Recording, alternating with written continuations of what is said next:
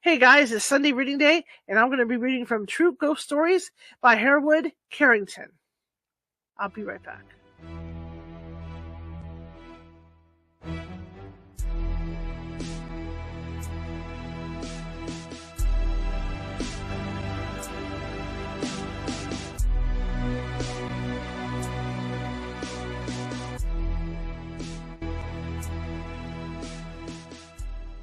Grab your popcorn and snacks. Find a comfy spot, take a seat or lie down, and let me transport you to a place of fantasy, ghost stories, ancient legends, odd creatures, alien encounters, and other magical topics.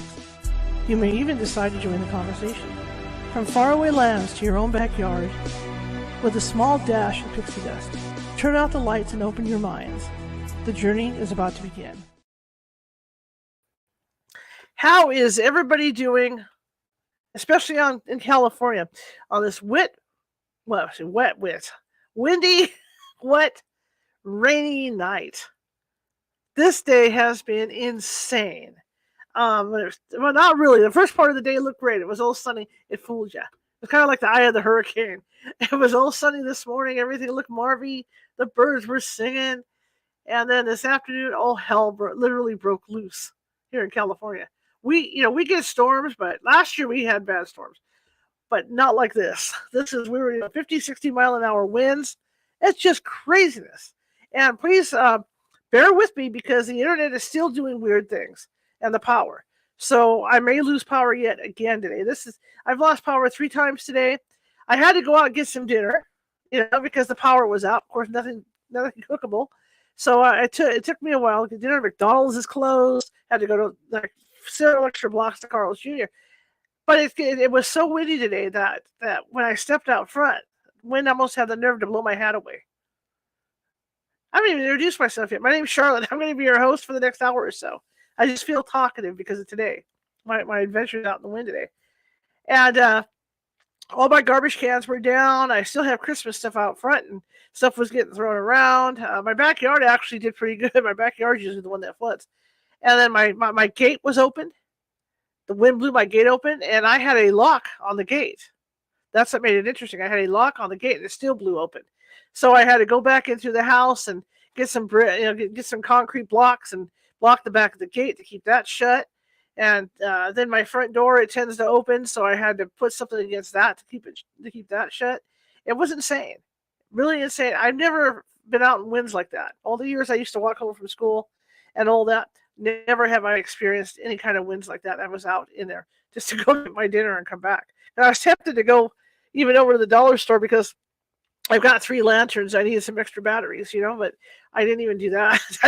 Once I got a taste of what it was like out there, I thought, well, I'll go get dinner and then I'm coming straight back home because this is insane. Even Grogu fell over. See, we got no Grogu today. There's no Grogu back there. He fell out of his perch. So anyway, we're here. We finally made it. It's 2 hours later, a little after 2 hours later. We did do the readings with medium Nancy Matz, and just before the readings, I did do with one of my friends. I did do a meditation, and during the meditation, the power went out, and then it was out, and then it came back. We were doing readings with medium Nancy, those readings with Nancy Matz, and while she was doing the readings, I was running around my house looking for, batteries and flashlights and stuff to get ready for all this. And then right after, about midway through Nancy's, she decided to do it all via phone, so she did that. And then the power went out, and it stayed out. And it stayed out until just a little while ago, which is why here I am putting this thing together. So hopefully, knock on wood, it stays on so we can get through this book. Again, my name is Charlotte, and I am your flabbergasted host because, the insanity is going to be a lot of cleanup tomorrow here in California. A lot of cleanup. So our book today, I want to make some explanation of who this gentleman is. The author, Mr. Get the name again. I tell you, I'm so out of it today. Let me get in here. Hang on. Just Mr. Carrington. I know his last name. Every time I see that name, you know what I think? Yeah, Dynasty. Hereward Carrington. Okay. Hereward Carrington, the Division of Cyclical Research. This is a research team. I have used their information in my training stuff for my paranormal team. And so he's reputable. The guy's reputable, and so he's a member of that staff, and so he's also a scientist. So when he's writing about ghosts and stuff, he's writing it from a scientific perspective. And these cases he's writing about are stuff that society investigated that they couldn't debug. So it should be an interesting read tonight. Okay. If you need help with a ghost this day and age, you can look us up, California Haunts Paranormal Investigation Team. Google us. You can find us everywhere. And we'll come out and help you. Now, California is a big state, so it might take us a couple extra days to get to you because, like I said, it's huge. But we do have psychics on staff who can do that for us. And in most cases, they can settle things down. Okay? But we can get out to you, so if that's the case. If you're watching from Facebook tonight, and a lot of you are, please be sure to hit that follow button because we are always looking for followers. If you're watching from YouTube, and some of you are, hello, Michelle. Please feel free to hit that subscribe button, okay? Because we're always looking for subscribers. And feel free to comment in the chat room. Feel free to leave us a happy face, thumbs ups, and all that stuff, because it puts us higher in the FYP on both Facebook and Twitch, and on all Facebook and Twitch and YouTube. And that gets us out to more people. If you happen to be home this evening, because it is 8 o'clock p.m. for some people, and it's late at night for some people on the East Coast, put your feet up, put your slippers on, relax, grab some hot cocoa, coffee, whatever you drink, and bring the whole family in. We're going to be telling ghost stories. We're going to be some ghost stories tonight. Okay? So I will read from this book for about an hour, and then maybe we'll chat a little bit afterwards. That's assuming the power doesn't go out. And if you lose me, then you know that's what happened, that the power went out. Because not only, I have AT&T as a backup, but not only did the power go out, the internet went out, and AT&T's internet went down. So I could not come back on. Okay? So you never know, because this is really weird. In fact, Xfinity wasn't supposed to be on till after 10:30 this evening, but here we are, right? So yeah, I can see it up in my left-hand corner over here. I'm still getting those Xfinity bar things over by the count of people watching the show. So, that's going on. All right, so here we go, and welcome to the show. And let me look at some comments here real quick before we get rolling. I see we're back. All right, in bed and jammies, that's what we want to hear. That's what we want to hear. People in bed and jammies watching me, and Pamela over there, she does her housework. She puts me in her pocket and walks around with me all the time. Whatever floats your boat, right? I'm just teasing. All right, so let's get into this. So like I said, we're going to get an interesting book. It's kind of like my paranormal team. We're going to get the scientific part of these stories, and then we're going to get the actual ghost stories that these guys have investigated. So you're going to get a little bit of both with this. And bear in mind that, this book was written in in the 1890s. So it's, it's going to be kind of wishy-washy as far as information back then as opposed to information now. But I can tell you, there's a lot of ghost hunt teams, including my own, that use a lot of these techniques that these guys talk about in these books. A lot of them. So, these are what we call the great gods of the paranormal. This is it. These guys in this society. This society. So here we go. Have a little sip of my little drinky. Should we play music? Play a little music? Okay. Anyway, so let's get on with the show.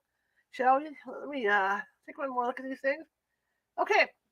So here we go, you guys. And I didn't think I was going to be able to get on the way things were going today. So here we go. We are reading from True Ghost Stories by Hereward Carrington. All right. And I do not have a clock to go by, so I am going to be checking my watch from time to time. I may enlarge this thing a little bit so I can watch the clock on here because I'll be going back and forth trying to see what time it is. So it is now approximately 8:15, and we'll be going to 9:15 p.m. Pacific. So here we go, guys. True Ghost Stories. Maybe. There we go. Okay. First chapter. What is a ghost? So here we go. And like I said, we're going to get scientific explanations, and then we're going to get some stories in between as like explanations. So let me blow this up so even my blind eyes can read it. Ghosts have been believed in by every nation, at every time, and at every stage of the world's evolution. No matter where we may go, we find them stalking through the pages of history. He's got some appendices here. 1. And even in our own cynical and materialistic age, we not only find ghosts still, but the evidence for their existence is stronger than ever. It is nonsense to say that no sensible person believes in ghosts, because many thousands of them do. Why did they believe? Would they believe if they had no cause to do so? Okay. The little one here says see Appendix A, so I'm assuming this is Appendix A. The terror of the dark, which we all have more or less, from which every child suffers, now intensely, during its early years. A terror which is, to a certain extent, shared by animals and even insects. Does all this signify nothing? Those who have looked into this question thoroughly believe that there is, in every truth, whoops, I went up too high, a terrible reality justifying this instinctive fear, that evil and horrible things lurk about us in the still, weird hours of the night, that there are truly powers and principalities with which we often toy, without knowing or realizing the frightful dangers which result from this tampering with the unseen world. Yes, there is a true tyranny of the dark.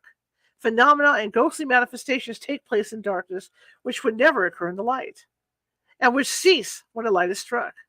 All ghostly phenomena are associated with darkness and the wee small hours of the night. All this is exemplified in the following interesting narrative, which I may entitle The Terror of the Dark.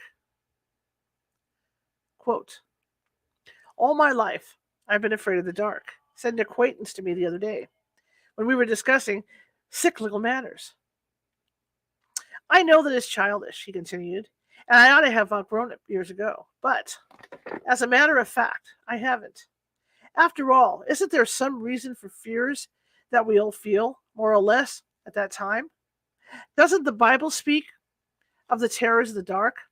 And are not all animals, and even insects, afraid of the dark so much that you cannot induce them to enter a dark place if they can help it?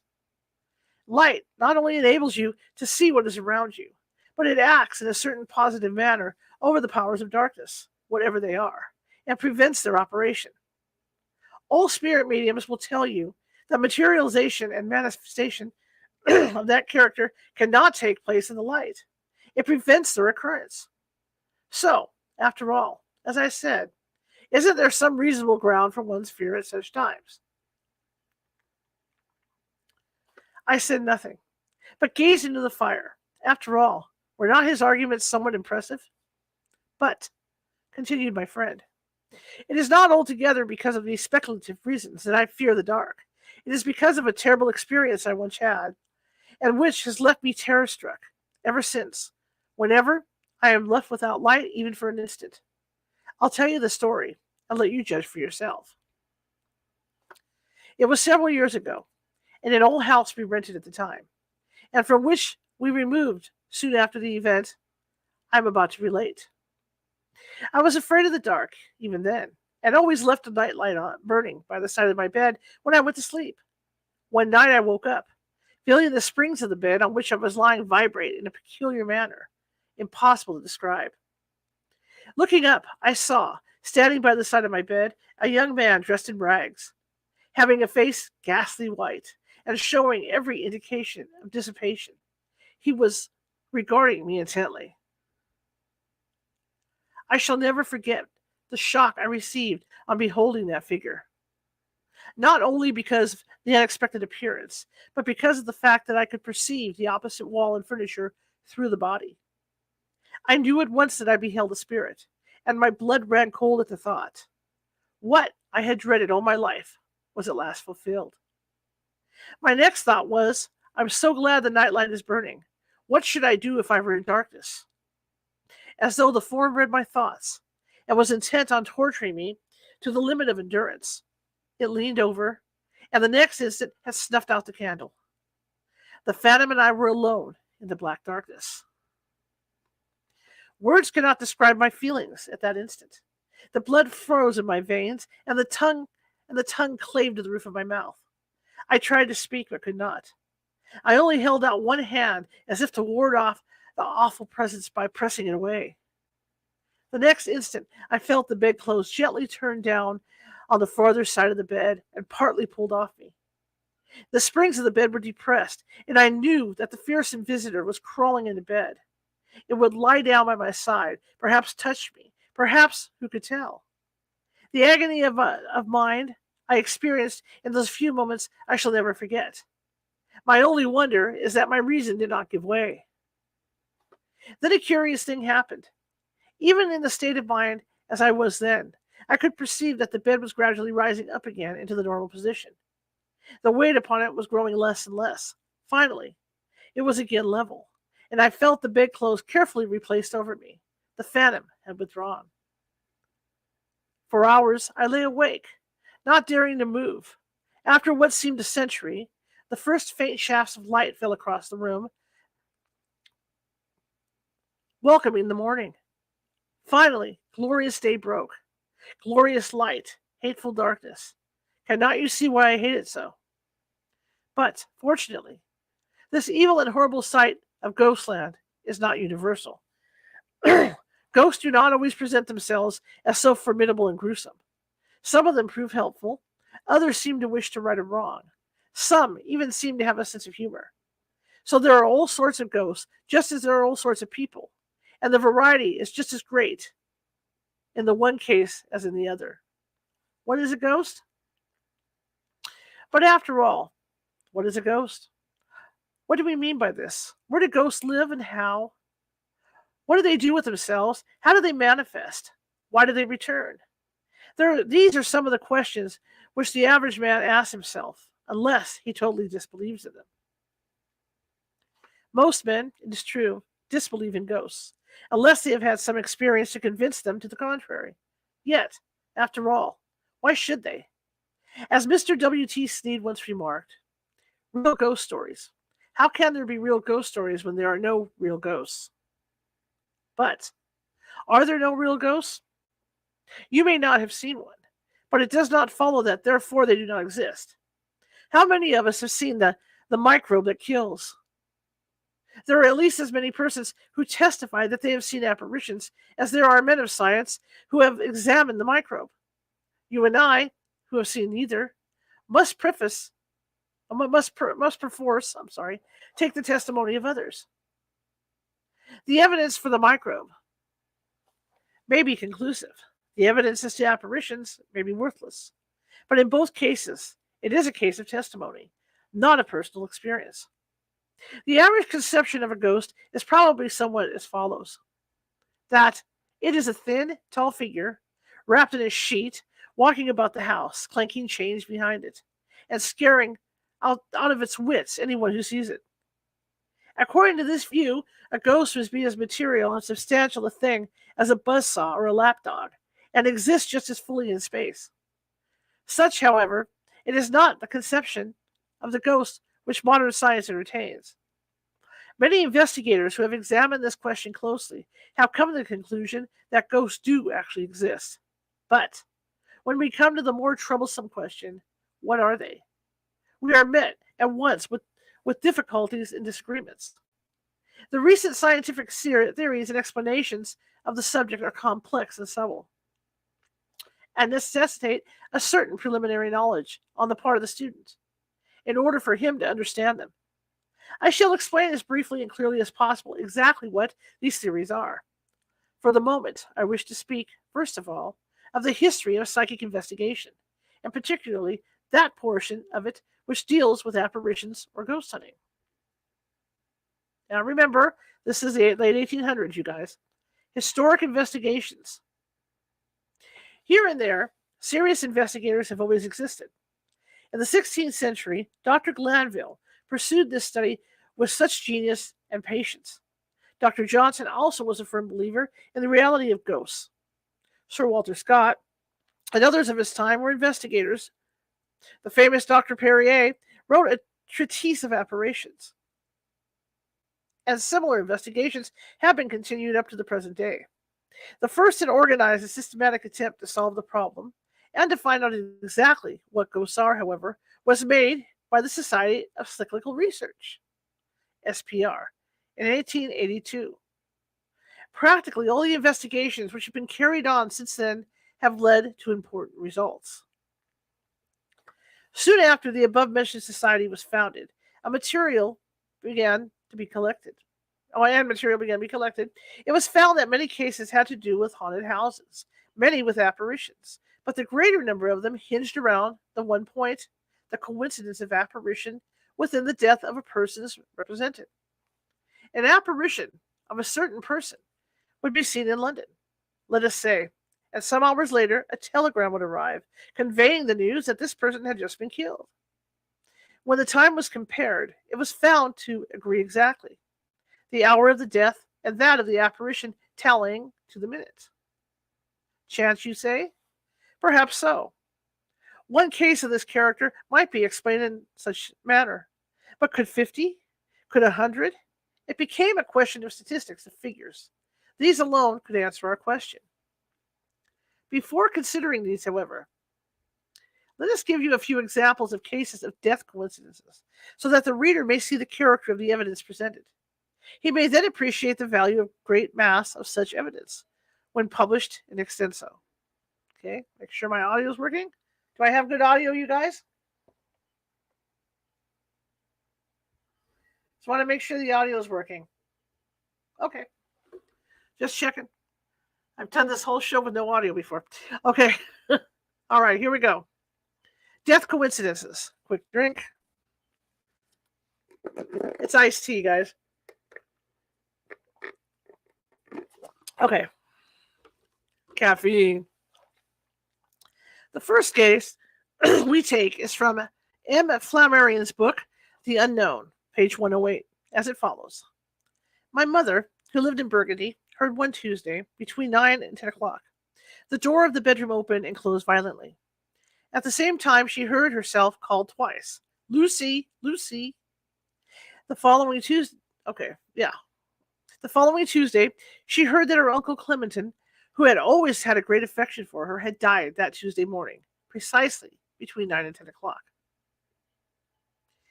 In the following instance, the notification is in visual instead of auditory form, and is taken from the Proceedings SPR Volume X, pages 213 to 214. About the 14th of September, 1882, my sister and I felt worried and distressed by hearing the death watch. It lasted a whole day and night. We got up earlier than usual the next morning, about 6 o'clock, to finish some birthday presents for our mother.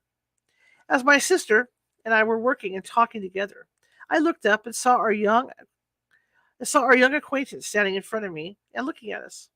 I turned to my sister. She saw nothing. I looked again to where he stood. He had vanished. We agreed not to tell anyone. Some time afterwards, we heard that our young acquaintance had either committed suicide or had been killed. He was found dead in the woods 24 hours after landing. On looking back to my diary, I found that the marks I made in it corresponded to the date of his death. Okay. And another one. The following case is reported in Podmore's Apparitions and Thought Transference, page 265.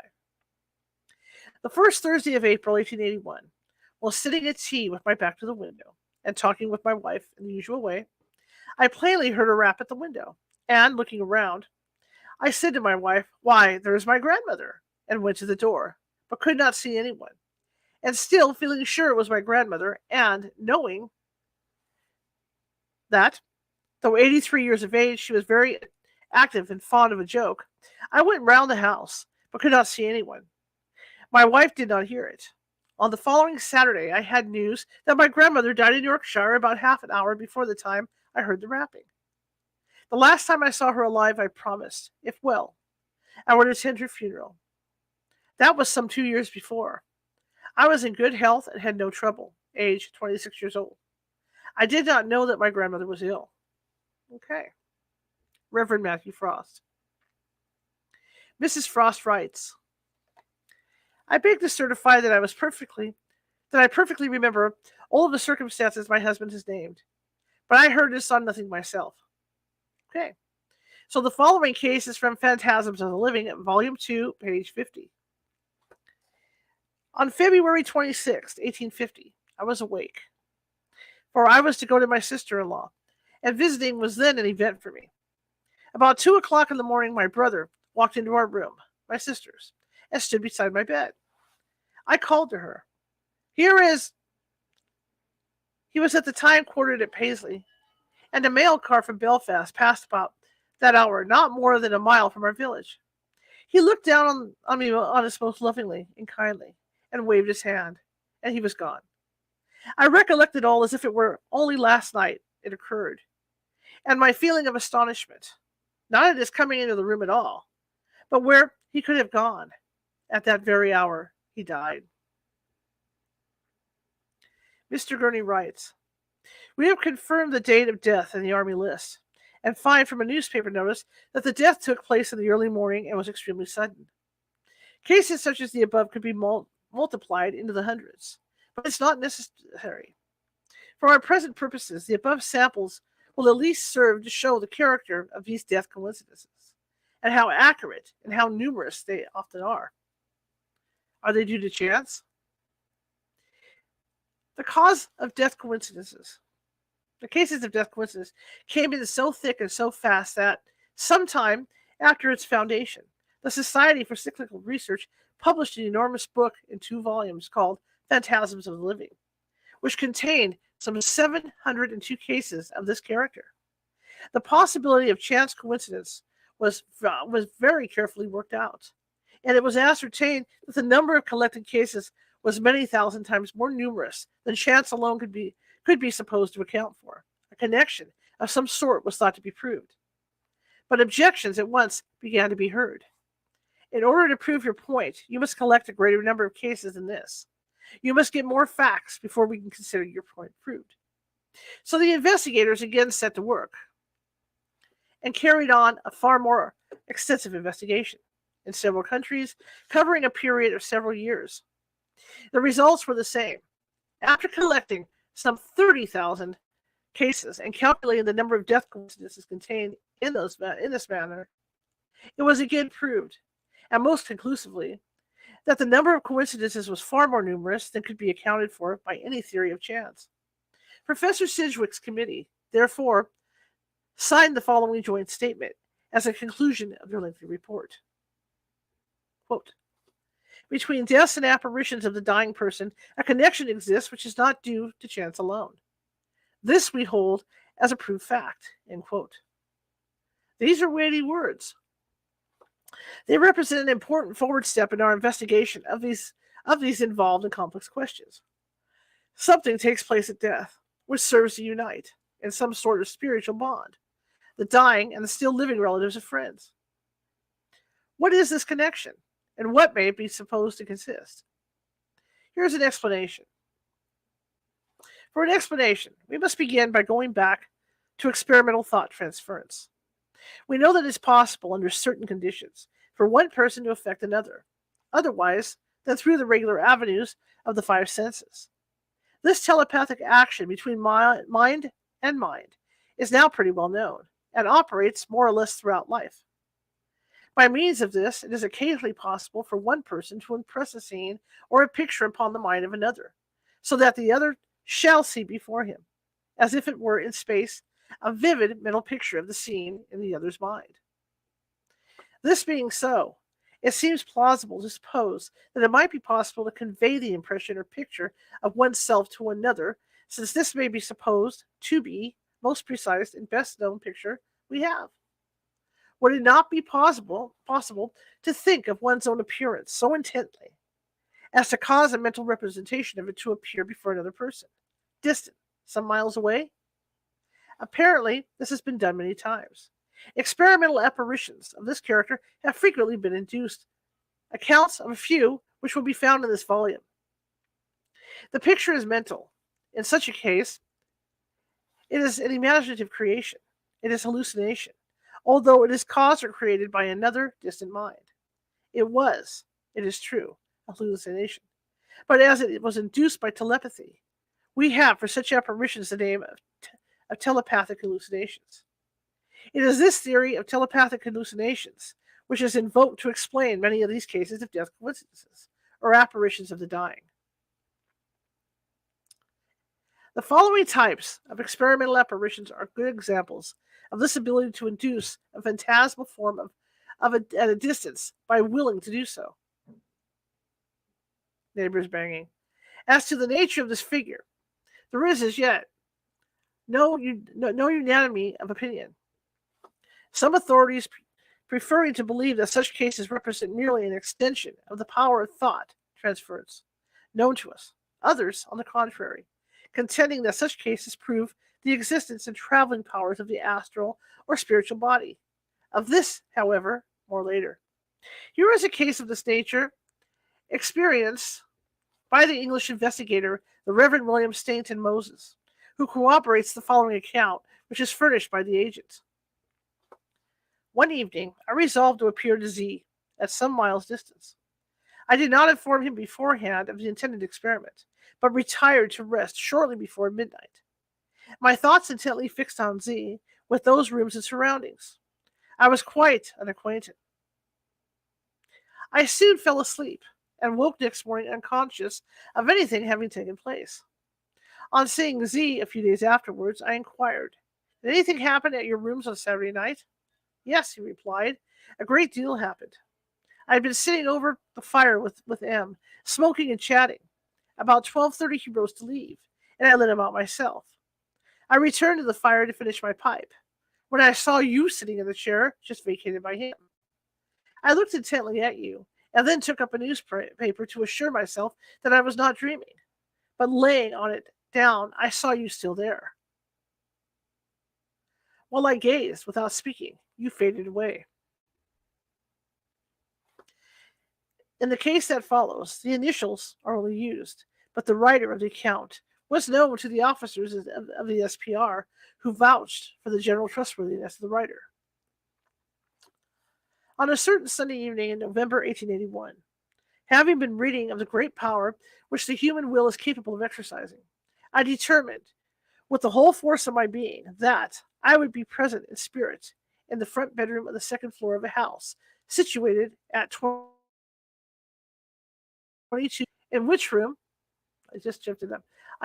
In which room slept two ladies of my acquaintance, namely Miss L.S.V. and Miss E.C.V., aged respectively 25 and 11 years. I was living at the time at 23 Kildare Gardens, at a distance of about 3 miles from Hogarth Road, and I had not mentioned in any way my intention of trying this experiment to either of the above ladies, for the simple reason that it was only on retiring to rest upon this Sunday night that I made up my mind to do so. The time at which I determined to be there was 1 o'clock in the morning, and I had a strong intention of making my presence perceptible.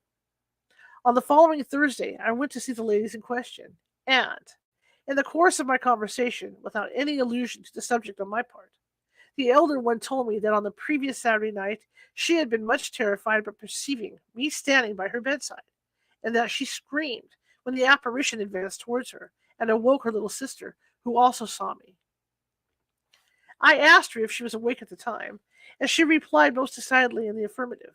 And, upon my inquiring the time of the occurrence, she replied about 1 o'clock in the morning. This lady, at my request, wrote down a statement of the event and signed it. Mr. Gurney, one of the authors of The Phantasms of the Living, became deeply interested in these experiments, and requested Mr. B. to notify him in advance on the next occasion when he proposed to make his presence known in this strange manner. Accordingly, March 22nd, 1884, he received the following letter. Dear Mr. Gurney, I'm going to try the experiment tonight of making my presence perceptible at 44 Moreland Square at 12 p.m. I will let you know the result in a few days. Yours very sincerely, S.H.B. The next letter, which was written on April 3rd, contained the following statement, prepared by the recipient, Mrs. Ellis Verity.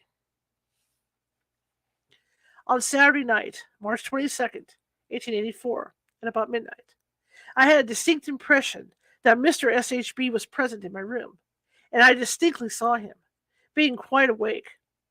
He came toward me and stroked my hair. I voluntarily gave him this information when he called to see me on Wednesday, April 2nd, telling him the time and the circumstances of the apparition without any suggestion on his part. The appearance in my room was most vivid and quite unmistakable. Mrs. A.S. Verity also furnishes this corroborative statement. I remember my sister telling me that she had seen S.H.B. and that he touched her hair before he came to see us on April 2nd. The agent's statement of the affair is as follows. On Saturday, March 22nd, I determined to make my presence perceptible to Miss V at 44 Moreland Square, Notting Hill, at 12 midnight. And as I had previously arranged with Mr. Gurney that I should post him a letter of the evening on which I tried my next experiment, stating that time and other particulars, I sent him a note to acquaint him with the above facts. About 10 days afterwards, I called upon Miss V, and she voluntarily told me that on March 22nd, at 12 o'clock midnight, she had seen me so vividly in her room, whilst wide awake, that her nerves had been so much shaken, and she had been obliged to send for a doctor in the morning. These cases will at least prove the possibility of such a thing as experimental apparitions, and explain them as we may. They are, at all events, most interesting and significant. They prove the reality of telepathic phantasms, of apparitions produced in another by the power of mind. This is, at least, the modern conception of the facts. Okay. Next section is telepathic hallucinations. How may the theory be said to work? How can a telepathic impulse from a distant mind cause a picture to appear in space and, as it were, before the recipient? Here is the last word of modern science in this direction. Here is the theory which has been advanced to explain puzzling cases of this character. When we look at and see an object, the sight centers on the brain are roused into activity. Unless they are so aroused, we see nothing. And whenever they are so aroused, no matter from what cause, we have the satisfaction of sight. We see. But we get no further than this. We do not reason about the things seen or analyze, or think to ourselves, this is a red apple. I like red apples, etc. No, we only see or perceive the object. All the reasoning about the object takes place in the higher thought centers of the brain. A diagram will perhaps help to make all this clear. There's an illustration that I don't have. When light waves coming from the eye, A, travel along the optic nerves and excite into activity the sight centers at B, we have the sensation of sight, as before said. Nerve currents then travel up the nerves, going from B to C, and in these higher centers they are associated and analyzed. And we then reflect upon the thing we see, etc. This is the normal process of sight. Now, if the eye or the optic nerves or the sight centers themselves become diseased, we still have the sensation of seeing, though there is no material object there. We have ordinary hallucinations of all kinds, delirium tremens, etc. If the sight centers are stimulated, as much as they would be by the incoming nerve stimuli from the eye, we have full-blown hallucinations. Now, it is obvious that one method of stimulating the sight centers into activity is for a nervous current to come downwards along the nerves running from C to B. It is probable that something of this sort takes place when we experience memory pictures. If you shut your eyes and picture the face of some dear friend, you will be able to see it before you more or less clearly. The higher cyclical centers of the brain have excited the sight centers into a certain activity, and these have given us a sensation of dim inward sight. If the stimulus were stronger, we should have cases of intense visualization, such as the figures which occur in the crystal ball, etc. They being doubtless produced in this manner. Although the sluice gates, so to speak, running from C to B are therefore always open, slightly, they're never open wide. It is not natural for them to be so. But if, under any great stress, thought or emotion, the downward nervous current were as strong as an ordinarily running from A to B, then we should appear to see as clearly. The object would appear just as solid and real and outstanding to us as any other entity. We should experience a full-blown hallucination. All this being so, it is the most natural to suppose that one method by which cyclical sluice gates could be more widely opened would be under the impact of a telepathic impulse. If we assume that this is, in some manner, arouses into instantaneous and great anxiety the higher cyclical centers, C, these would probably communicate this to impulse B downwards, along the nerve tracts connecting the two, or to the hearing centers when we should experience an auditory hallucination and hear our name spoken. If in this way, we can account for a telepathic hallucination originating in this manner. It is surely to be supposed that, at the moment of death, some peculiar quickening of the mental and spiritual life takes place. The peculiar flashes of memory by those drowning, etc., seeming to know this. So then, we arrived at a sort of explanation of many of the cases of apparitions occurring at the moment of death, for we have shown them to be telepathic hallucinations. This is also the correct explanation, doubtless, for many cases in which apparitions of the living have been seen, in which a phantom or a phantasm of a living person has appeared to another during sleep or in hypnotic trance, etc. But how about those ghosts which appear sometime after death? They at least cannot be explained by any such theory. What has been said by way of explanation of these cases? It will be remembered that telepathy is the basis of the explanation thus far. Let us extend this. We have only to suppose that the spirit of man survives the shock of death, and that it can continue to exert its powers and capacities also. For, if a living mind can influence the living by telepathy, why not a dead one? Why should the surviving spirit of a man continue to influence us by telepathy? If they could, we still could have cases of telepathic hallucinations induced from the mind of a discarnate, not an incarnate spirit. The ghost might still be a telepathic hallucination, and if several persons saw the figure at once, we should, on this theory, have a case of collective hallucination, in which one mind affected all the rest equally and at the same time. Ghosts which can move material objects. This is fascinating stuff, you guys. Such is the theory, rather far-fetched. It is true, but certainly the most rational and common sense so far advanced to explain many of the facts. It is probable, however, that this explanation will not serve to explain all of them. This, in those cases where the apparition moved a material object, opened a door, etc., such a theory would have to be abandoned, for the simple reason that a mental concept of hallucination cannot open doors and move objects. There must be an outstanding material entity to effect this. There must be a real ghost, and in those cases where the apparition has been seen by several persons at once, or even photographed, it seems more reasonable to suppose that a material, space-occupying body was present, rather than to assume that the various witnesses or the camera were hallucinated. In the following cases, for example, the apparition performs a definite physical action, snuffs a candle with its fingers, an action which pure hallucination could hardly be supposed to perform. The account is by the Reverend D.W. Gwynne, M.I., and is printed in Phantasms of the Living, Volume 2, page 202-3. After telling of certain minor phenomena, he proceeds. One drink, then I'll proceed. Okay. I now come to the mutual experience of something that is as fresh in its impression as if it were the occurrence of yesterday.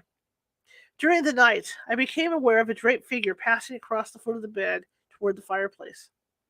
I had the impression that the arm was raised, pointing with the hand towards the mantelpiece, on which a nightlight was burning. Mrs. Gwynne, at this moment, seized my arm, and the light was extinguished. Notwithstanding, I distinctly saw the figure returning towards the door, and being under the impression that one of our servants had found her way to the room, I leaped out of bed to intercept the intruder, but found and saw nothing. Mrs. Gwynne confirms the story, adding, I distinctly saw the hand of the phantom placed over the nightlight, which was at once extinguished. Okay. Photographs of ghosts. Again, it is claimed that ghosts have sometimes been photographed, though very rarely. In a number of cases, attempts have been made to photograph ghosts seen in haunted houses, but though the figures have been seen by all present, the photographic plate has failed to record any impression of the phantom. In other cases, on the contrary, definite impressions have been obtained, and though there is doubtless much fraud among professional mediums who claim to produce professional mediums who claim to produce spirit photographs, there are more cases on record in which no professional medium was employed, and in which the faces certainly seen upon the developed plate. Experiments have also been made in photographing the body at the moment of death to see if any impression could be made upon the plate by the soul. In his passage from the body, and though many of these have proved negative, Dr. Barduc of Paris has obtained a number of photographs which have never been explained.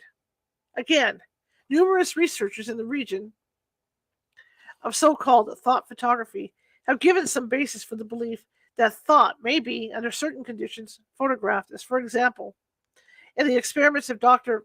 Orchowitz and others. It may be said, therefore, that some progress is being made in this direction by psychic investigators, particularly by the French observers, who are far ahead of the rest of the world in these branches of psychic investigation, and that, with increased sensitiveness of film and plate, and greater perfection of lens and camera, it is to be hoped that the time is not far distant when it will be possible to photograph the unseen just as we photograph living persons. Now remember, guys, these are cameras from 1800s, and like he says, they're plates. They're those old cameras, the poof ones that you see in the movies. There are ghosts, therefore, which are hallucinations, and there are ghosts which are genuine phantasms. The real article, okay, it becomes a question in which instance of sifting through the evidence, finding out which they are. Yet, if there are real, objective, outstanding ghosts, how can we explain them? In what do they consist? In short, we are back to our original question. What are ghosts? The double and the spiritual body. Before we can answer this question satisfactorily, we must consider one or two preliminary questions. First of all, we must speak of the double, the astral or spiritual or etheric body, which resides in man as well as his physical body. 2. The sophists, the theosophists, distinguish between all these various bodies. Psychic students strive, for the most part, only to prove the objective existence of any one of them. St. Paul constantly emphasized the fact that man has a material body and a spiritual body. This inner body is the exact shape of the physical body, its counterpart, its double. In life, under ordinary conditions, the two are inseparable, but at death, the severance takes place, and man continues to live on in this etheric envelope. This inner body has been studied very carefully by students of the occult, and a good deal is now known about it, its comings and goings, its composition, and its method, and the method of its departure and death. For our present purposes, however, it is enough to say that such a body exists, and that it is the vehicle man continues to use and manipulate after his death and his departure from this planet. It so happens that, under certain peculiar conditions, the inner body of man is capable of being detached or separated from the physical body. This usually occurs in trance, sleep, hypnotic, or mesmeric states, or may be performed experimentally by some who have cultivated this power in themselves. When this body goes on such excursions, leaving the physical body practically dead to all appearances, it may be seen by those in its immediate vicinity, just as a material body would be, if they are sufficiently sensitive or receptive. The following interesting case, recorded in Phantasms of the Living, Volume 1, page 225-226, is a good example of the apparent traveling of the body to another place, and the perception of that body by a second person who happens to be there. Two individuals, at all events, shared the same experience, which is otherwise hard to account for. The case is reported by the Reverend P.H. Newham, and is as follows. In March 1854, I was up at Oxford keeping my last term in lodgings. I was subject to violent neuralgic headaches, which always culminated in sleep. One evening, about 8 p.m., I had an unusually violent one. When it became unendurable, about 9 p.m., I went into my bedroom and flung myself without undressing on the bed and soon fell asleep.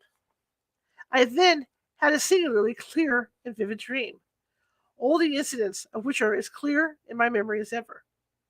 I dreamed that I was stopping with the family of a lady who subsequently became my wife. All the younger ones had gone to bed, and I stopped chatting to the father and mother, standing up by the fireplace. Presently, I bade them good night, took my candle, and went off to bed. On arriving in the hall, I perceived that my fiancée had been detained downstairs, and was only then near the top of the staircase. I rushed upstairs, overtook her on the top step, and passed my two arms around her waist, under her arms from behind. Although I was carrying my candle in the left hand when I ran upstairs, this did not, in my dream, interfere with this gesture.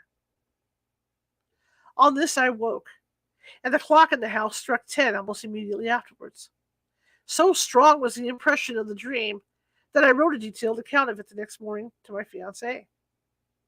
Crossing my letter, not in answer to it, I received a letter from the lady in question. Were you thinking about me very specially last night, just about 10 o'clock?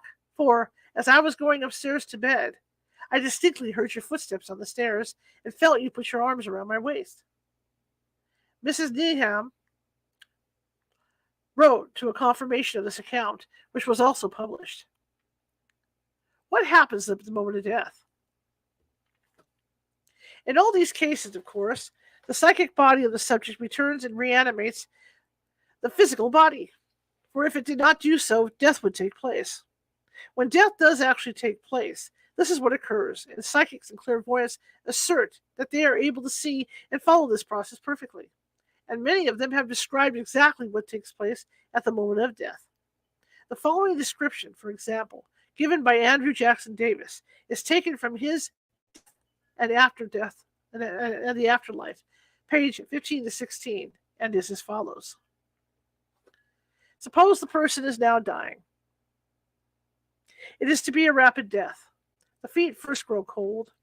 The clairvoyant sees over the head what may be called a magnetic halo or an ethereal emanation, in appearance golden and throbbing as though conscious. The body is now cold up to the knees and elbows, and the emanation has ascended higher in the air. The legs are cold to the hips and the arms to the shoulders, and the emanation, though it has not risen higher in the room, is more expanded. The death coldness steals over the breast and round on either side, and the emanation has attached a higher position near the ceiling. The person has ceased to breathe. The pulse is still, and the emanation is elongated and fashioned in the outline of a human form. Beneath it is connected with the brain. It is connected with the brain. The head of the person is internally throbbing, a slow, deep throb, not painful, but like the beat of the sea. Hence, the thinking faculties are rational, while nearly every part of the person is dead. Owing to the brain's momentum, I have seen a dying person, even at the last feeble pulse beat, rouse impulsively and rise up in bed to converse with a friend, but the next instant he was gone, his brain being the last to yield to the life principle. The golden emanation, which extends up midway to the ceiling, is connected to the brain by a very fine life thread. Now the body of the emanation descends. Then appears something white and shining, like a human head.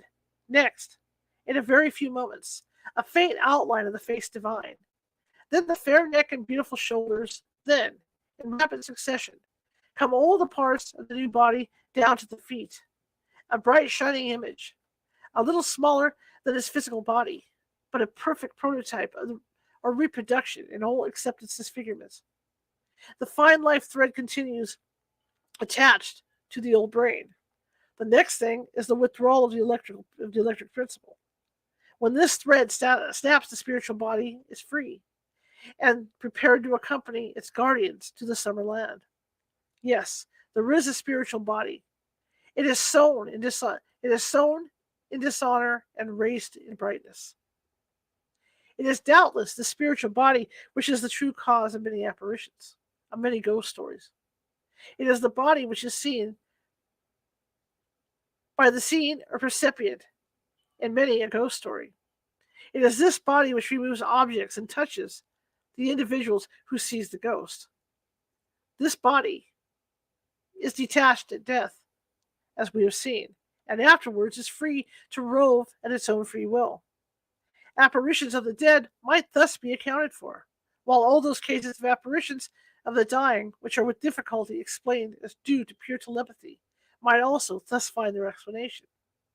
The spiritual body, freed from that moment, would manifest its presence to the distant recipient as it did after death. So far, so good about how that apparition is living.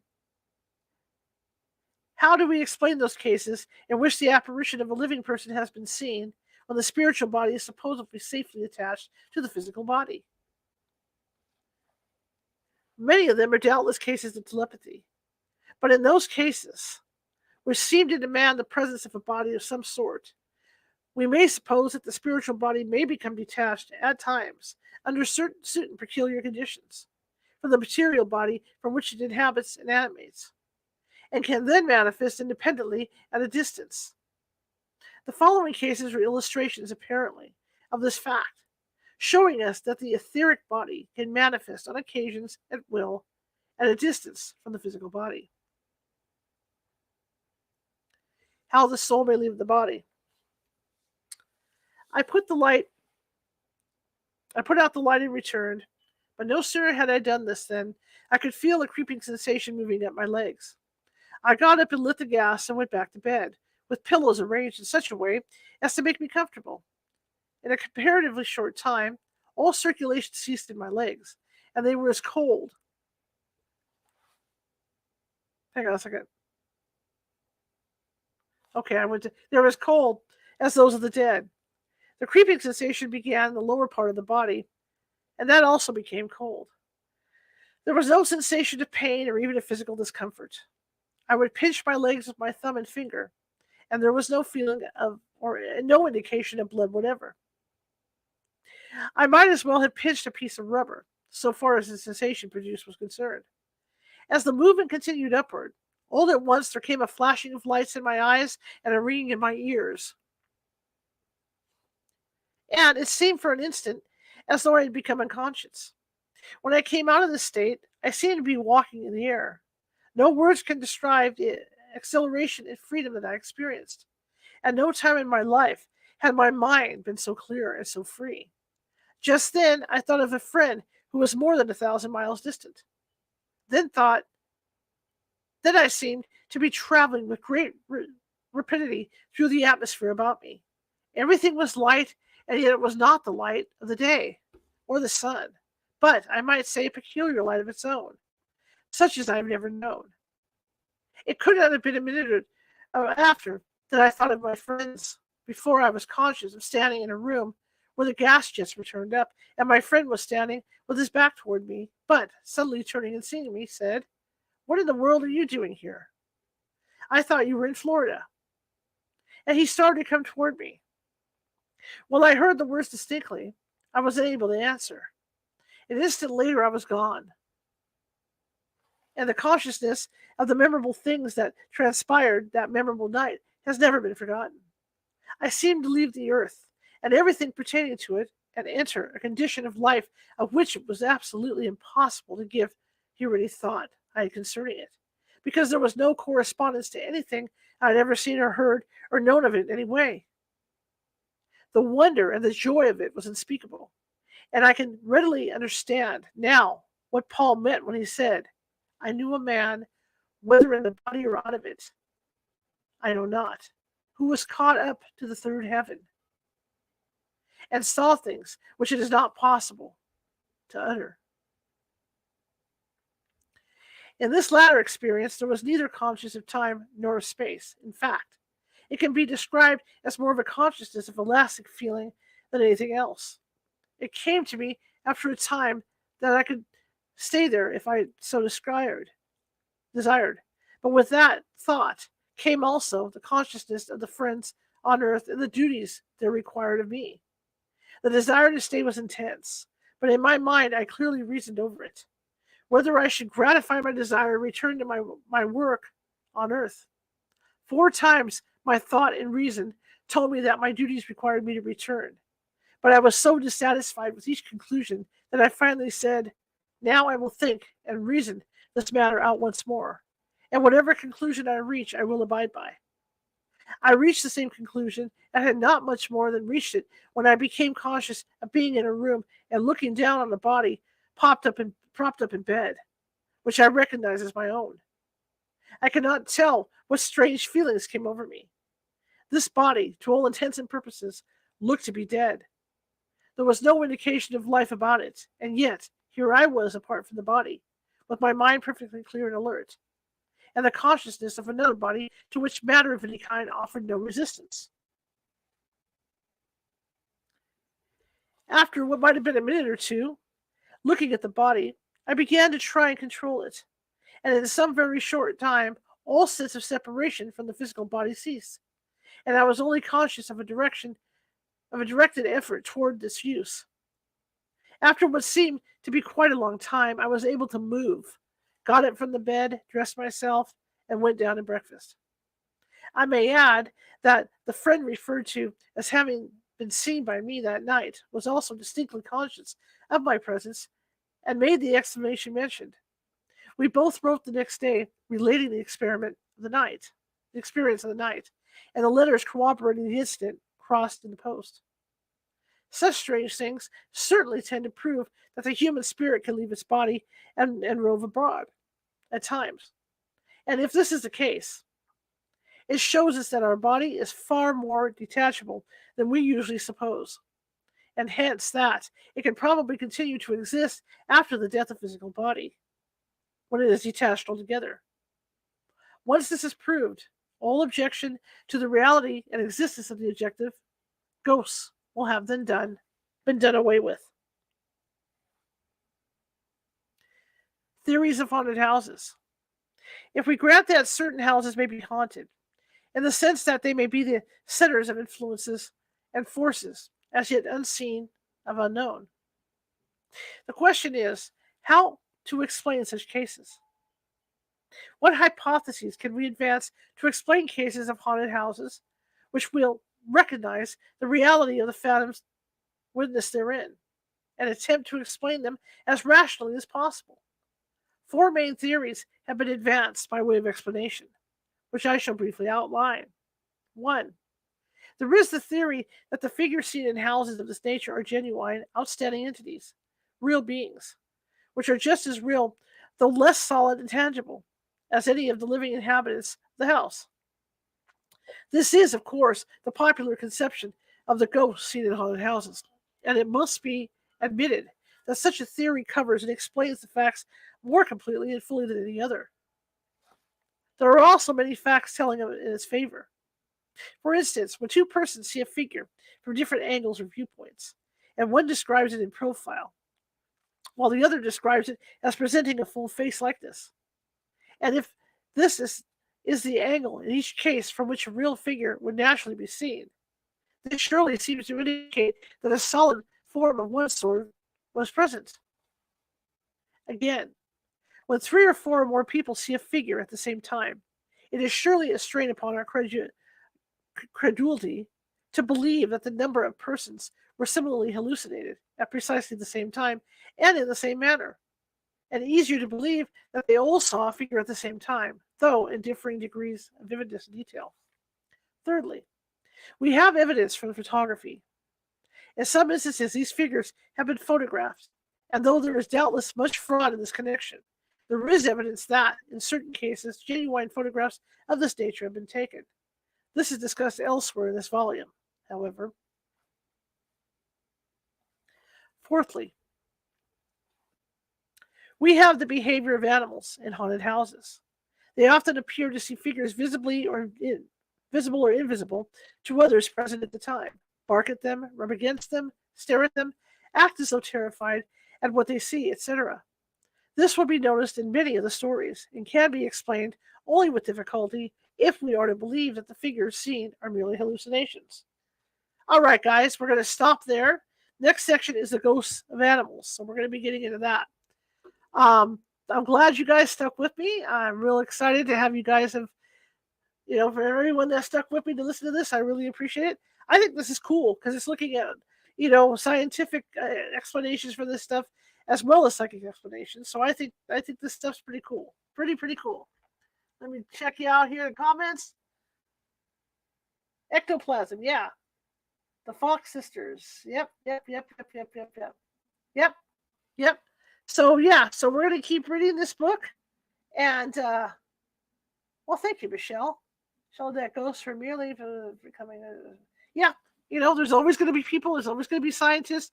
But there's scientists. There's a difference. There's scientists like these guys who aren't only looking to, maybe I'm not going to use the word debunk, but are looking to explain this stuff. There's scientists like these guys who are looking to do some explaining on the logical explanations on this stuff, but they're also looking at the activity, where they're not putting everything down, right? They're not shutting it all down because they've done enough in their studies to say, hey, there's stuff that we can't explain. That's what I like about this particular society, and that's what I'm liking about this book already. Okay, so we will continue this book, and I don't know yet. On Wednesday night, the guest that was scheduled was sick, so I don't know what's happening Wednesday night yet. I may read the book, and so be ready for that. Otherwise, we will continue next Sunday with this book, and this is going to be a great book to read. Good knowledge, that we're going to get out of it. But I want to thank you all for coming tonight. I really appreciate it. I know it's late for a lot of you, so we're going to sign off here, and I've got to try and get some more guests, so I'll be taking a short break and then back to work at it to book some really cool guests for the show. Tomorrow we're going to have Lynn Monet is going to be with us, our old friend Lynn Monet, and we're going to be talking about fairies and other folk like that. So join us for that. Lynn Monet said she's come in contact with some fairies and some different beings like that. So we're going to have a discussion about that tomorrow, 6:30 p.m. Pacific. We'll be back our usual time and all that good stuff. So thank you all for coming tonight. If you like the show, share it with 5 people. If you hated the show, share it with 5 of your enemies. We're just trying to get the word out about California Haunts Radio, and hopefully we do, and it seems to be working with the RSS feed and everywhere else. All right, guys, I'm going to call it a night. And Michelle, thank you for being here. Pamela, I know Maurice's out there somewhere, and quite a few others. Thank you all for coming and joining tonight. I'll see you tomorrow, 6:30 p.m. Pacific. Have a great evening, guys.